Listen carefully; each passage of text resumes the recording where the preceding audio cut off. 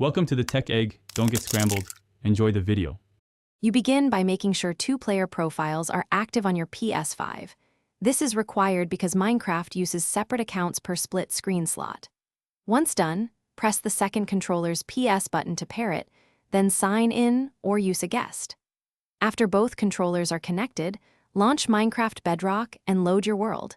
This prepares the game's local multiplayer session, so the next step can attach the second player to your active game.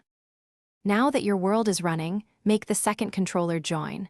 Press X, cross, on the second controller and choose the profile or guest slot. You'll see the screen split automatically. Make sure in options that multiplayer and screen split are enabled so both players can interact.